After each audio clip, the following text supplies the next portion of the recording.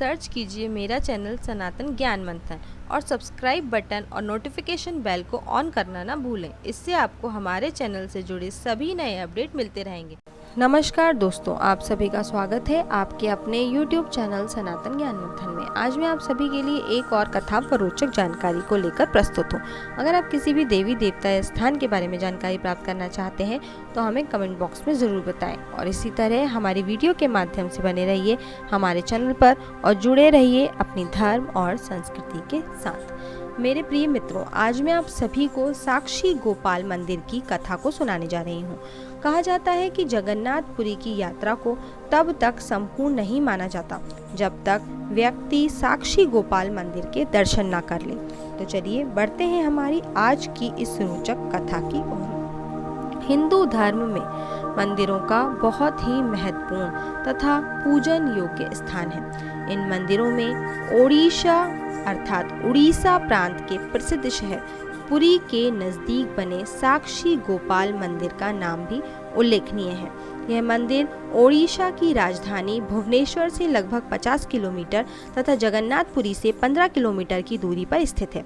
इस मंदिर के बारे में यह धारणा प्रचलित है कि जो श्रद्धालु पुरी में जगन्नाथ जी के दर्शन करने के लिए आएगा उसकी यह यात्रा तभी संपूर्ण होगी यदि वह इस साक्षी गोपाल मंदिर के दर्शन करेगा। दूर नज़दीकी से पूरे में पहुंचे श्रद्धालु जगन्नाथ जी के दर्शन करने के बाद इस मंदिर में भी नतमस्तक होते हैं तथा भगवान के प्रति अपनी श्रद्धा का प्राकट्य करते हैं। नतमस्तक होने से पहले श्रद्धालु मंदिर के नजदीक बनाए गए चंदन के सरोवर में भी स्नान करते हैं। मंदिर की इमारत बहुत ही सुंदर एवं मनोभावन है। इस मंदिर के साथ जुड़ी कथा भी बहुत रोचक है। कहा जाता है कि एक धनवान ब्राह्मण आयु के अंतिम पड़ाव में तीर्थ यात्रा करने के लिए वृंदावन की ओर चला तो उसके साथ एक गरीब ब्राह्मण लड़का भी चल पड़ा। उस समय तीर्थ यात्राएं पैदल ही हुआ करती थी।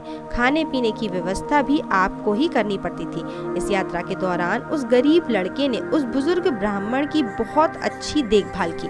इस सेवा से खुश होकर वृंदावन के गोपाल मंदिर में उस ब्राह्मण ने अपनी कन्या का रिश्ता उस गरीब लड़के से पक्का कर दिया तथा वापस जाकर इस कार्य को पूरा करने का वचन भी दे दिया।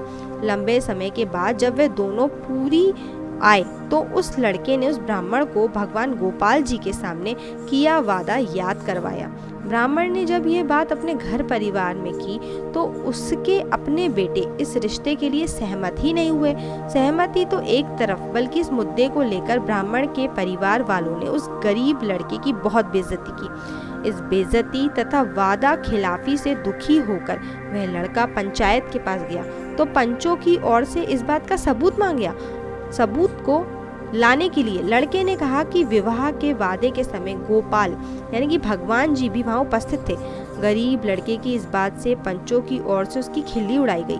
अपने सच को साबित करने के लिए वह लड़का फिर वृंदावन पहुंच गया। यहाँ पहुंचकर उसने भगवान गोपाल जी से अपनी पूरी दर्द कहानी सुनाई तथा हाथ जोड़कर विनती की कि अब आप ही मेरे साथ जाकर पंचायत को सारी बात समझा दीजिए। उस लड़के के दृढ़ विश्वास को देखकर गोपाल जी बहुत प्रसन्न हुए तथा उसके साक्षी गवाह बनने के लिए तैयार हो गए।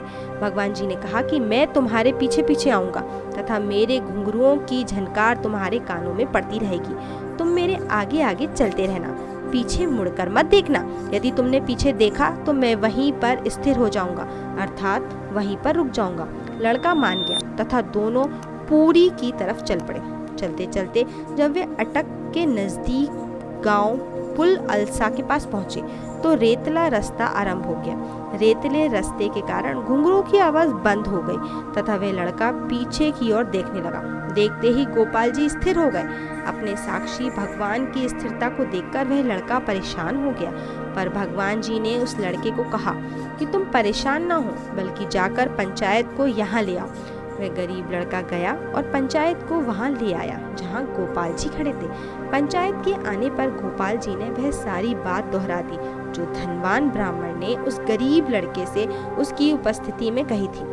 भगवान गोपाल जी के साक्षी गवाह बनने से उस गरीब लड़के का विवाह उस ब्राह्मण की लड़की के साथ हो गया तथा तब भगवान जी वहीं पर समा गए। उनकी याद में बना साक्षी गोपाल मंदिर इस निश्चय को पक्का करता है कि जो भक्त अपने भगवान पर भरोसा रखते हैं, भगवान भी संकट के समय उनका साथ देते हैं तथा अपना हाथ देकर संकट से उन्हें उबार लेते हैं। इसीलिए हर भक्त को अपने भगवान पे हर हाल में भरोसा रखना चाहिए, क्योंकि भगवान अपने भक्त को कभी धोखा नहीं देते और उसे न्याय दिलवाकर ही रहते हैं। तो इस तरह साक्षी गोपाल मंदिर एक साक्ष्य के रूप में वहाँ पर स्थित है। आज के लिए बस इतना ही दोस्तों, हम कल फिर मिलेंगे एक नई कथा व रोचक जानकारी के साथ। आपको हमारी आज की वीडियो पसंद आई हो तो इसे लाइक करें व ज़्यादा से ज़्यादा लोगों में शेयर करें और हमारे हिंदू धर्म से संबंधित कथा व जानकारी के लिए सब्सक्राइब करें हमारे YouTube चैनल सनातन ज्ञान मंथन को और Facebook पर फॉलो करें हमारे पेज को। अब हमें दें इजाज़त। धन्यवाद दोस्तों।